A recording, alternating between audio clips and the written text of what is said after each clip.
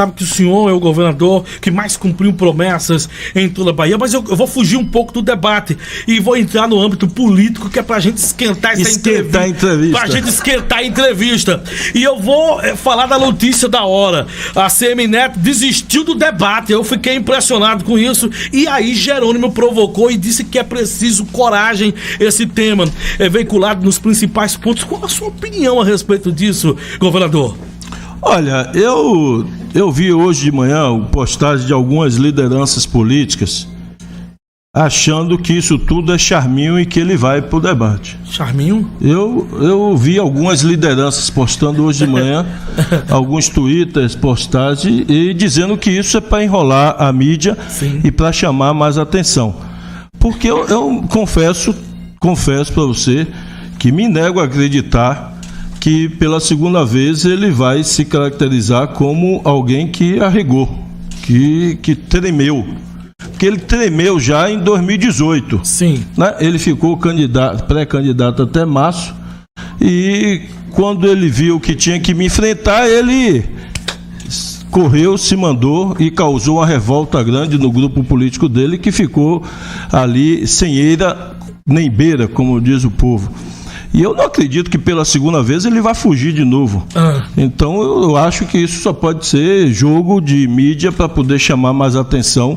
Acredito que ele vai estar no debate, porque seria uma confissão grande de falta de coragem, seria uma confissão grande, na minha opinião, de despreparo político, porque eu, por exemplo, tenho plena convicção que ele não conhece a Bahia.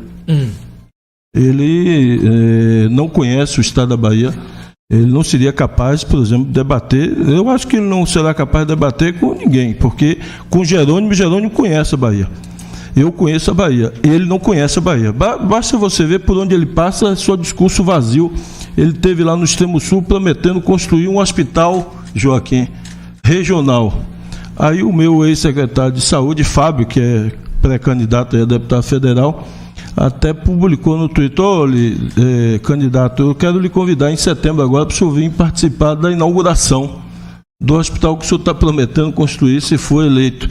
Um hospital de 200 milhões de reais, nós já temos um hospital em Porto Seguro, estamos construindo um novinho em Folha, 200 milhões de reais lá em Teixeira de Freitas. Então, esse hospital que o senhor está dizendo que vai construir, quando o senhor for eleito, ele já está sendo inaugurado agora em setembro, mais tardar em outubro, e quero lhe convidar desde já para a inauguração. Então, mostra um despreparo grande, sem conhecer as regiões, sem conhecer o estado da Bahia, e eu acredito que seria uma confissão muito grande de desconhecimento, de insegurança dele. Por isso que eu não acredito muito nessa notícia não, viu? Eu acho que é mais para criar um frisson aí na mídia, e ele vai comparecer sim ao debate, porque senão seria uma declaração. Aliás, ele já participa do grupo do presidente da República. O partido dele indicou os cargos da Bahia, por exemplo, a Codevasf é indicação deles, do partido dele. Seria cada vez mais estar assemelhado com o presidente da República, que também fugiu dos debates, né? Não participou de nenhum debate, e não sei se participará esse ano. Pela tamanha fragilidade, seria ficar muito parecido com a pessoa que ele tem uma relação muito próxima ao longo desses 3 anos e meio, que foi com o Bozo. Ele andou sempre abraçado com o Bozo. É o Bolsonaro, né? Sim. Eu falei Bozo porque eu me lembrei da infância, né? O povo chama, eu termino chamando pelo apelido, mas o Bolsonaro, ele anda muito com o Bolsonaro. Andou esses 3 anos e meio, e seria parecer muito com ele. Então eu não acredito nessa notícia não, viu? Agora, governador, a Bahia é testemunha do compromisso que o senhor foi com a saúde, principalmente em uma situação que tomou conta do mundo, que foi a pandemia. E aí a gente acende a luz da preocupação, que é a varíola nesse momento. A Secretaria de Saúde do Estado tem acompanhado de perto o crescimento da varíola em nosso estado, já que depois de uma pandemia, diz que gato escaldado tem medo de água fria, governador? Sim, está acompanhando. Estou aqui ao lado da Secretaria de Saúde. Nós já temos quantos casos dela? 12 casos confirmados. A varíola tem vacina. Então, é diferente da Covid, porque a Covid é um vírus novo que desafiou a humanidade. porque ninguém sabia como a doença, não sabia nem como matava. No início os médicos achavam que a maioria dos pacientes morriam pela inflamação, né, no pulmão, pela pneumonia, pela inflamação no pulmão. Depois se descobriu que um percentual grande estava morrendo porque ela provoca microtrombos na corrente sanguínea, e isso estava matando boa parte dos pacientes. Daí começou a se aplicar outro tipo também de medicamento. Então a medicina foi aprendendo como combater o vírus, como salvar vidas, na medida que foi descobrindo como é que o vírus detonava o corpo humano. Infelizmente hoje tem muita gente sequelada, muita gente, não é pouca gente não, muita gente fazendo tratamento hoje, que teve até Covid simples, mas que hoje tem problemas graves de saúde provocado pelo vírus. Mas a varíola tem vacina. O que precisa é que, eu não sei, a Adélia pode até me ajudar aqui dando um depoimento, como é que estão as tratativas com o Ministério para o uso da vacina, porque vacina tem disponível no mundo, não é uma doença nova, é uma doença velha, eu vou dizer no sentido que existe há algum tempo, e portanto tem vacina disponível e é amplamente controlável a doença, basta que o Ministério da Saúde disponibilize a vacina quando necessária para isolar um foco eventualmente de contaminação. Pois não, secretário? Então, fato que a varíola dos macacos é uma doença que tem a vacina de varíola, que nós não utilizamos no Brasil desde a década de 70, em razão da eliminação da varíola no mundo. Mas essa é a mesma vacina que causa imunidade cruzada para a varíola dos macacos. Apesar dela existir, ela não está disponível, ela não existe em quantidade suficiente para ampla vacinação.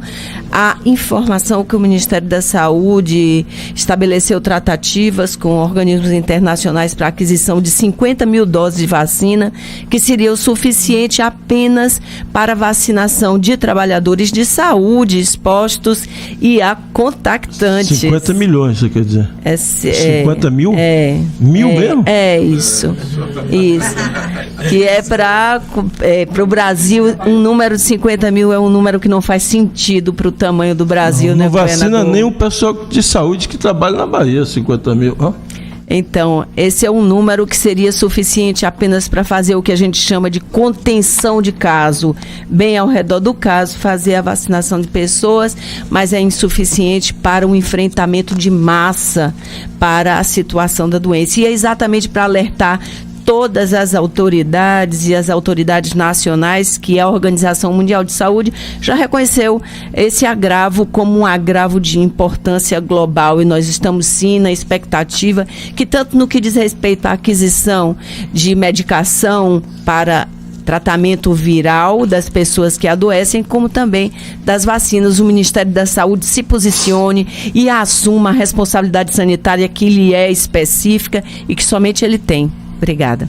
Governador, eu percebi que quando o senhor anunciava as obras para o nosso público ouvinte e para todo o estado, pela Rede Boa de Comunicação, o prefeito Joaquim Neto vibrava como se fosse um gol do Atlético.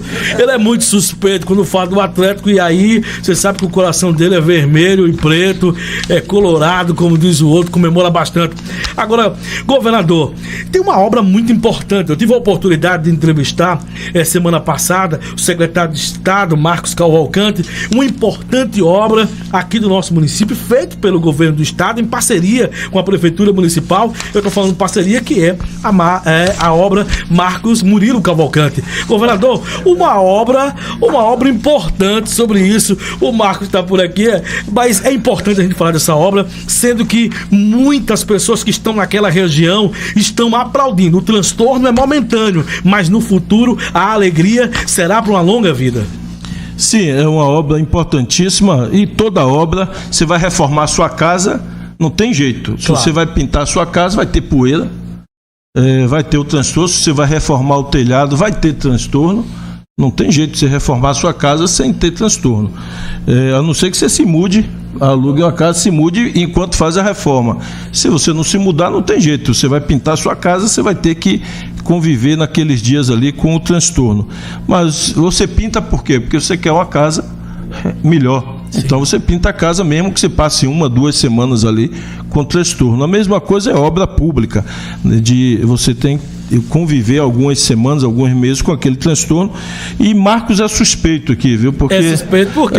Porque a família dele, o pai dele já foi prefeito, político aqui, deputado na região, então ele tem um umbigo amarrado aqui.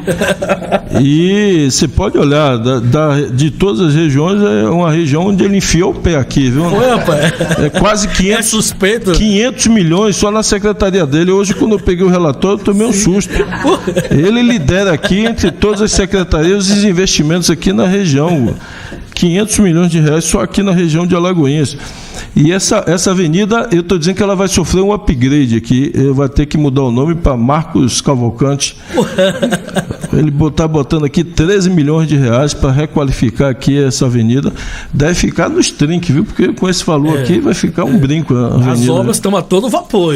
Graças a Deus. É uma obra gigantesca sendo realizada. Mas é importante, ó, a gente brinca, mas é importante para requalificar, melhorar a mobilidade urbana, melhorar o tráfego e deixar a cidade melhor para que a população possa usufruir das avenidas, vias, dos parques, das praças.